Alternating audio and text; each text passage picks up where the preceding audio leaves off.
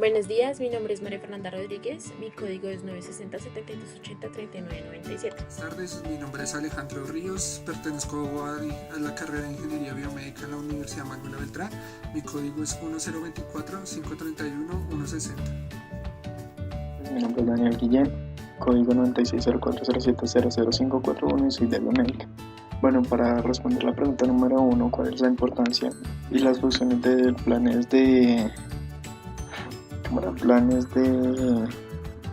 ¿cuál es el plan de aseguramiento meteorológico?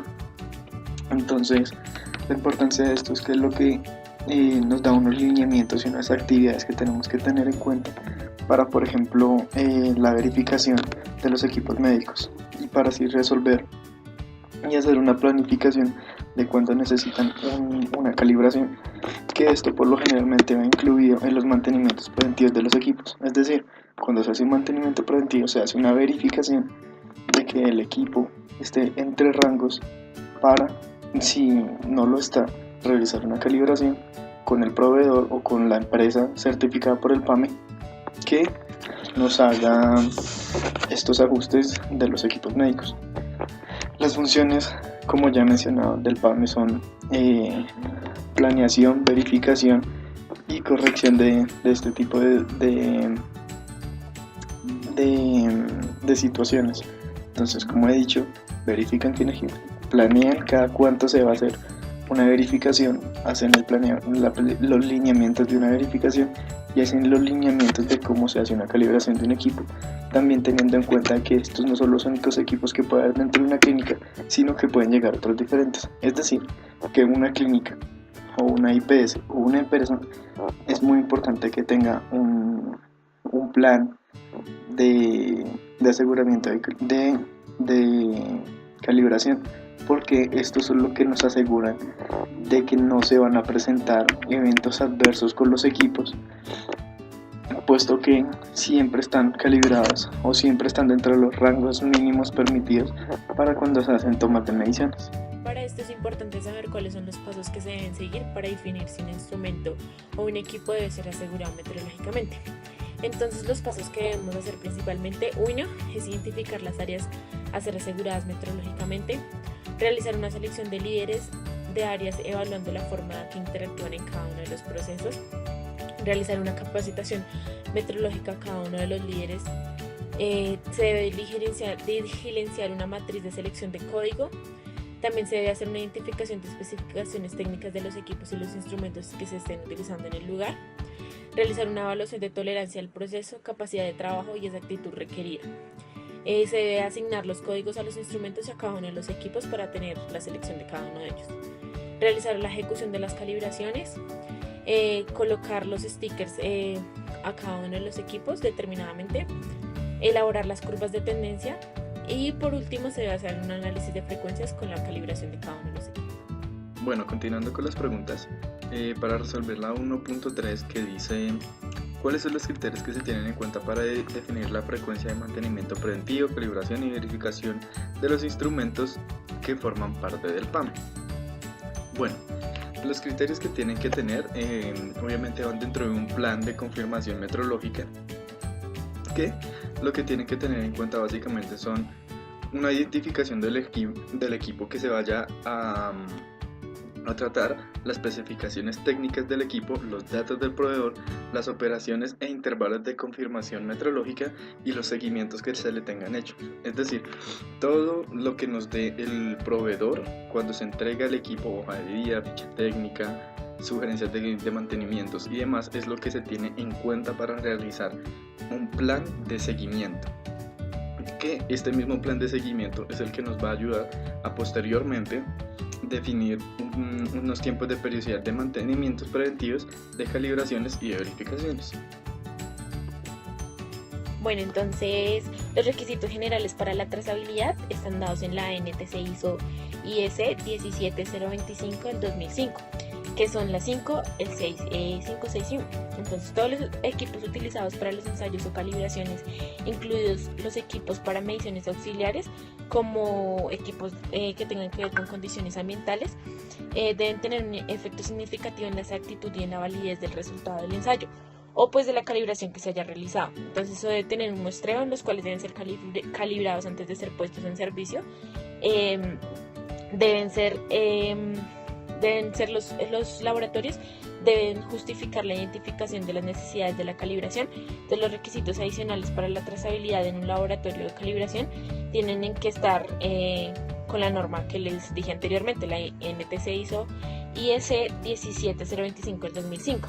Entonces, para los laboratorios de calibración, el programa de calibración de los equipos debe ser diseñado y operado de modo que se asegure que las calibraciones y las mediciones hechas por el laboratorio sean correctas, que los patrones de referencia y los requisitos de trazabilidad están bajo la norma que les he nombrado. El laboratorio debe tener un programa de procedimiento para la calibración de sus patrones y de la referencia. Los patrones de referencia deben ser calibrados por un organismo que pueda dar la certificación, que pueda promover la trazabilidad, como se indica en la norma NTC. Estos patrones de referencia de medición deben ser conservados en el laboratorio, donde se deben utilizar solo para la calibración y ningún otro propósito adicional a hacer la calibración de estos. Se puede demostrar que el desempeño de los patrones de referencia no sea inválido, entonces ahí sí deben modificarse y cambiarse por unos nuevos. Los patrones de referencia deben ser calibrados antes y después de cualquier ajuste que se vaya a realizar. Las directrices deben establecer que se puede encontrar en la guía ILAC 624 del 2007 la determinación para la calibración de los instrumentos.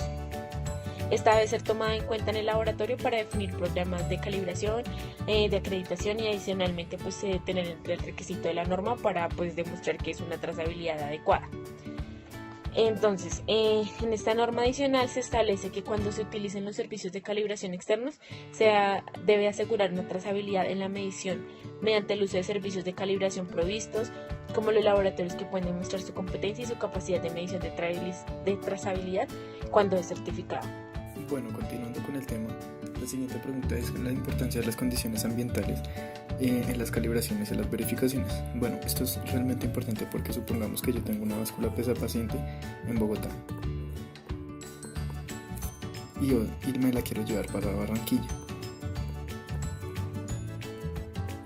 La presión atmosférica en Bogotá es mucho menor a la presión atmosférica que se tiene en Barranquilla. Entonces, ¿qué pasa? Por decir algo, las galgas que se tienen en esta báscula están calibradas para una cierta presión atmosférica que tiene Bogotá, que digamos pueden ser 10 bares. Y las que tienen en Barranquilla, digamos que aquí le llegan 13 bares de presión. Pero entonces, como la báscula está calibrada a 10 bares, lo que va a pasar es que me va a dar mediciones mal. Entonces, ¿qué pasa? Que las calibraciones tienen que tener en cuenta las condiciones ambientales que tiene cada ciudad o cada área específica, porque no es las mismas una para otra. Entonces, si en Bogotá yo peso 80 kilos, en Barranquilla voy a pesar, no sé, 82 kilos. Y esto ya es una problemática. Lo mismo pasa con la temperatura.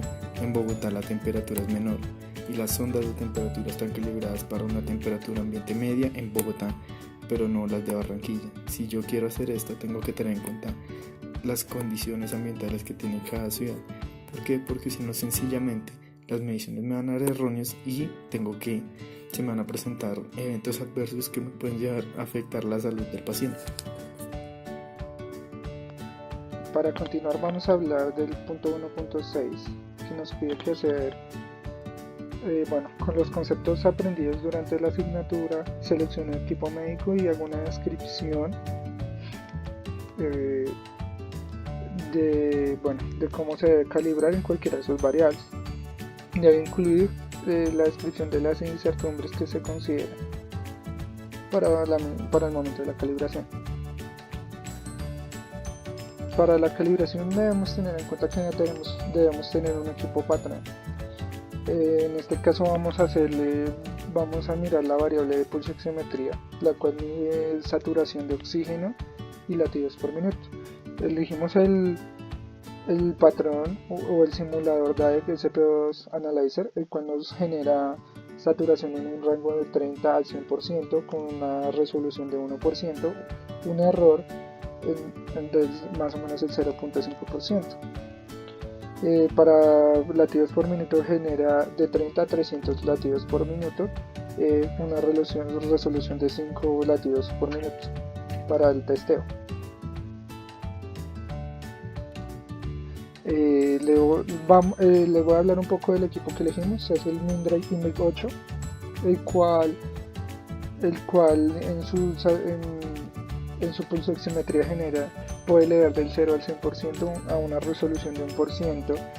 Además de esto, tiene una precisión en adulto pediátrico de más o menos 2, en neonatal más o menos 3 sin movimiento. Con movimiento aumenta en los anteriores casos a más o menos 3 y nos especifica sobre valores menores al 90% en pulsoximetría. La frecuencia de refresco es en la pantalla ya 1 segundo.